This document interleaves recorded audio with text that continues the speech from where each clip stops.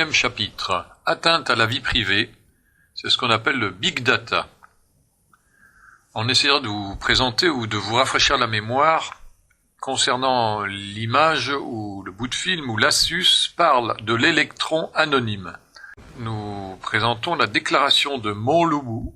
Enedis est un opérateur Big Data qui va posséder 35 millions de capteurs. Ensuite, possibilité de piratage des données, cambriolage, malveillance possible, même si ça peut être assez rare, surveillance de nos activités et de nos absences, et surveillance généralisée de la population, facilitant la mise en place ou le maintien d'une dictature. Point de suspension. Contrôle à distance du déclenchement ou de l'arrêt de nos appareils électriques et du compteur lui-même. Remise sous tension du domicile en aveugle, potentiellement dangereuse.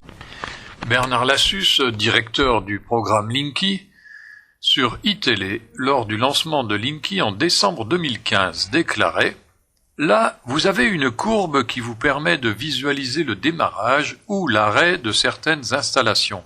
Par exemple, on a là un lave-vaisselle qui tourne et puis un four qui, pour l'instant, fonctionne aussi. » Monsieur Lassus, chez Bourdin, RMC BFM TV, en avril 2016, c'est-à-dire 5 mois plus tard. Linky est un compteur qui mesure des courants électriques et qui ne sait pas reconnaître l'électron qui vient de la machine à laver, de la télévision, de votre fer à repasser ou autre. Bonjour la contradiction. Nous soulignons ici que Linky est avant tout un capteur de données. C'est monsieur Montlubu qui dit cela. Enedis est un opérateur Big Data qui gérera bientôt 35 millions de capteurs. Stéphane Lhomme nous en avait déjà averti. Et en rose, notre métier évolue et nous sommes désormais un opérateur de Big Data qui va bientôt gérer 35 millions de capteurs connectés. 9e chapitre, comment se protéger. Il est absolument nécessaire qu'il y ait une action collective. Obtenir l'appui de la mairie pour interdire le déclassement des anciens compteurs qui sont propriété communale et faire respecter le règlement sanitaire départemental qui implique la mise en conformité préalable des installations électriques avant tout changement de compteur. Règlement que les préfets ont la charge de faire appliquer. Mais comme les préfets sont nommés par le gouvernement qui est dévoué à toute autre chose que le respect des droits de l'homme et du citoyen, pour le bien commun, les préfets donc s'assoient sur leurs responsabilités, incitant les maires à ne pas s'opposer à ce capteur en infraction avec leurs propres lois, et mettant ainsi les maires en première ligne en cas d'incendie ou de maladie neurodégénérative ou de cancer, car les habitants pourront les attaquer en justice pour n'avoir pas joué leur rôle. Après l'action collective, il y a l'action individuelle. Il s'agira d'écrire une lettre à Enedis en recommandé avec accusé de réception, modèle à télécharger sur le site de Robin des Toits par exemple, et copie au maire responsable des compteurs et de la protection des habitants de sa commune.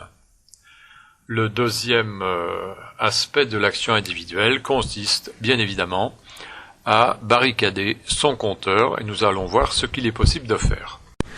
Mais nous tenons à rappeler que l'action individuelle du barricadage de compteurs ne doit pas se faire de manière isolée. À Vaison-la-Romaine, 70% des compteurs sont à l'intérieur des maisons. Donc si les gens sont informés, ils ne laisseront entrer personne pour changer leur compteur. Restent les 30% de gens qui ont un compteur à l'extérieur. Ceux-là doivent barricader absolument. Et c'est tous ensemble, une fois que les barricadages auront été effectués, que nous devrons envoyer la lettre. Mais il faut que nous soyons tous prémunis avant, parce que Enedis, sinon, va débarquer. Parce qu'une ou deux personnes auront envoyé leur lettre, ils se disent ça commence à barricader à Vaison et on va y aller. Donc c'est une action collective qu'il est important d'avoir. D'autre part, si on laisse Enedis installer les compteurs, toutes les habitations vont être pourries par le courant CPL qui va fonctionner dans chacune des habitations. C'est pour ça qu'on ne peut pas rester là tout seul dans son coin à barricader son compteur. On se fera baiser si on agit de cette manière-là. Il est nécessaire d'avoir un sens civique qui se remette en place. Voici un exemple de barricadage. Voilà comment se présente votre compteur. Ça, c'est un compteur d'ailleurs qui est un compteur électronique et qui compte déjà en kilovolts ampères. Voici la découpe d'une planche. Ici, c'est de la glue qui fait plus de 25 mm d'épaisseur. Là, c'est un montage composite qui est présenté. Voilà, une fois la planche mise en place, à quoi ça ressemble? On laisse une lucarne pour pouvoir accéder à la fenêtre et aux boutons qui sont à droite, dessous. Voilà à quoi ça ressemble vu de près. Voici maintenant la fixation de la barre en L qui va servir à bloquer la planche sur le côté droit. Sur le côté gauche, on met une petite équerre qui va traverser le bois pour l'empêcher d'être pris. Il y a un trou qui a été fait pour le passage du cadenas. Et voici, une fois que l'installation est terminée. Donc on ne peut pas l'enlever, sauf évidemment avoir du matériel sophistiqué, mais ça fait perdre beaucoup de temps aux installateurs qui sont très très pressés pour installer à tout prix leur saloperie de compteur. Nous abordons enfin le 10e chapitre que nous avons appelé « Démêler le vrai du faux ». C'est dans notre équipe un professeur de physique qui s'est chargé de cette partie. Donc il connaît son affaire. 1. Le Linky vous aidera à maîtriser votre consommation en vous fournissant des éléments détaillés. C'est faux. Pour la simple raison que vous ne le saurez que le lendemain, ce que vous avez consommé. Vous ne pouvez pas le vérifier en temps réel. Et en plus, il vous faut Internet. Si vous ne l'avez pas, vous ne saurez jamais rien. 2. La Cour des comptes épingle Enedis. C'est vrai. C'est un dispositif coûteux pour le consommateur, mais avantageux pour Enedis. 3e point, le Linky est une arme antifraude. C'est vrai dans un sens. L'UE, 4e point, oblige Enedis à équiper tous les consommateurs. C'est faux. 8 pays ne le font pas au sein de l'Union européenne. Donc là, M. Macron fait du zèle, et EDF aussi, et Enedis, et les sous-traitants. 5. La durée de vie du Linky sera de 20 ans. C'est peu probable car à l'intérieur, il y a une pile CR2032, même si c'est nié par Enedis. Il nie tout en bloc de toute façon, il n'y a pas d'incendie non plus, il n'y a pas de maladie, il n'y a pas de rayonnement. Disent-ils.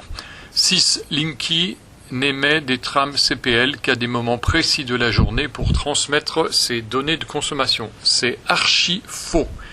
C'est 24 heures sur 24. Et c'est en réseau, donc c'est amplifié, c'est multiplié par 80. 7. Les signaux CPL ne se diffusent qu'à l'extérieur de l'habitation. C'est complètement faux. Ils pénètrent à l'intérieur.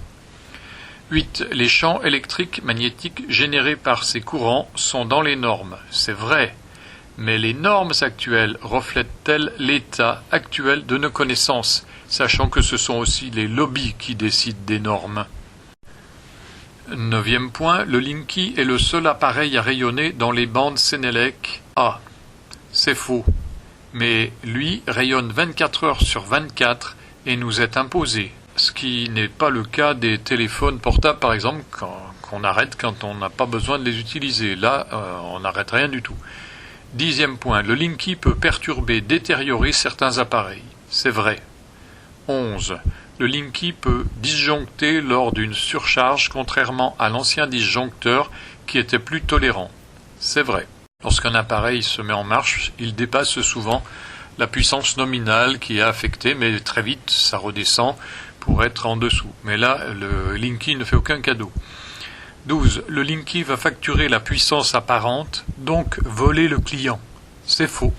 Enedis.13 peut changer la puissance souscrite à distance et couper le client débiteur sans intervenir sur le terrain.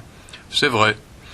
14. Le Linky peut connaître la nature des appareils mis en marche à un instant donné.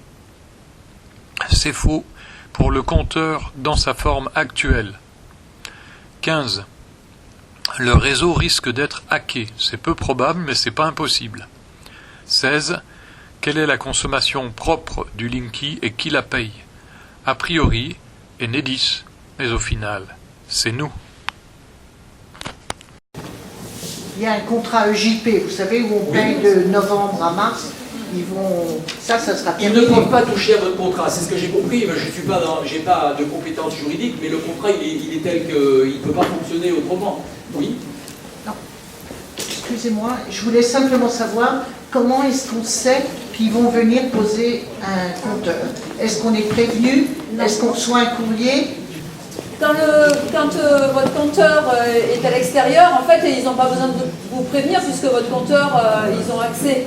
Ils vous préviennent, en général, ils vous envoient un mot, quelquefois 2-3 jours avant, quelquefois même, on a quelquefois la chance que ce soit quelquefois 15 jours avant. Mais sinon, si votre compteur est à l'extérieur, n'attendez pas à ce qu'ils vous préviennent. Et donc, n'attendez pas d'être prévenu pour envoyer vos courriers.